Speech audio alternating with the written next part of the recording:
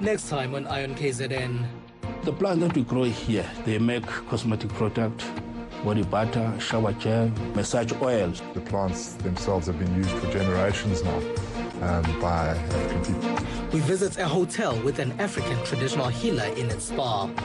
Find out about craft brewing in a small brewery in Nottingham Road. And visit a school that relies on donor money to offer a second chance to school pupils. Ion KZN, Saturday 29 June at 8:30 p.m. Central African Time.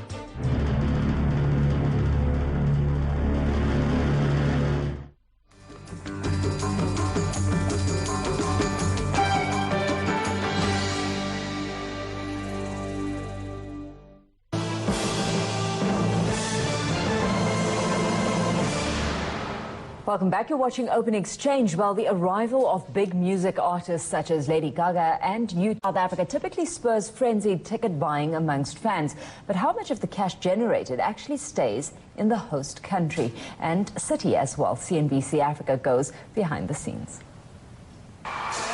The Red Hot Chili Peppers, Lady Gaga, Justin Bieber. These are just a few of the major music artists who have performed in South Africa over the past 6 months, all to sold-out stadiums with ticket prices of around 700 Rand each. And whether you're a believer or a little monster, it's a small price to pay to see your idol up close. When it comes to the economy, the benefits are multifold. The impact of having these major events and big-name artists coming to South Africa and to Cape Town in particular has really improved our standing, firstly, as a destination, because the bigger and popular the artist, obviously the more exposure our brand gets. And that we have seen an increase and a shift in tourism numbers. And so obviously the services industry that's dependent on we have seen more jobs created, seasonal jobs, but also leads to some permanent jobs.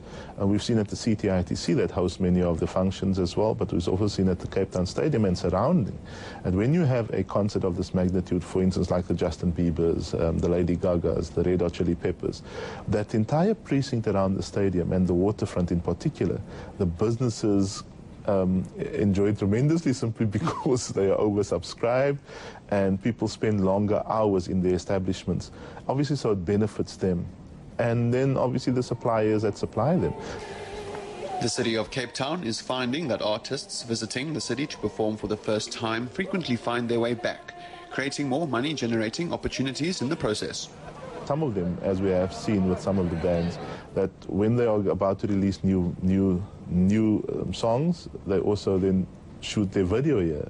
So it happens on the spur of the moment. They fall in love with it. For many, it's the first time in South Africa, and they fall in love with the place, and then they immediately decide to shoot some clips for their videos.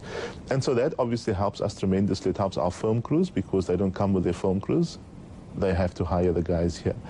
When it comes to financing the actual concert, income is solely based on ticket sales. Revenue for a single event at a sold-out venue such as Cape Town Stadium, which accommodates 55,000 people, is around 30 million Rand. However, around 2/3 of that sum heads out of the country to pay for the various costs accumulated on tour. We're looking at all sorts of things. there's the preparation for it, there's wardrobe, there's press material, from photo shoots to, online EPK, video shoots, those kinds of things, rehearsals, band rehearsals. I'm sorry, I just said that. Band rehearsals, payment.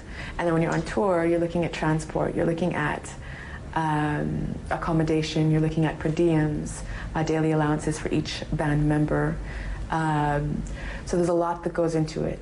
So when you are, or when the manager, an agent or agent is negotiating for those shows, to put the tour together, you're trying to keep in mind that there are all of these things that need to be taken care of, and percentages that come out of it, and all sorts of stuff, to make sure that there is a minimum take-home fee for the artist. So it's a lot. It might seem like, wow, those rates are really high. Who is this artist? Like, wow, like artists are really coining it. But really, it's an ongoing kind of struggle, and to sustain it, it takes a lot. A tour is quite expensive. And The balance is paid to the organizer, who covers promotion, venue, and the hire of the crew, which makes the concert possible. I mean, one can't afford to have a Lady Gaga and work on just your door. So there is there's a deal that takes place. The promoter here sets up all the infrastructure and gets a percentage, and the rest of the money goes out. CNBCAfrica is the concert organizer behind Cape Town's annual jazz festival, which has brought musicians such as Jill Scott to South Africa. Lombard says that festivals are one way in which more of the revenue generated by ticket sales can be kept in the host country.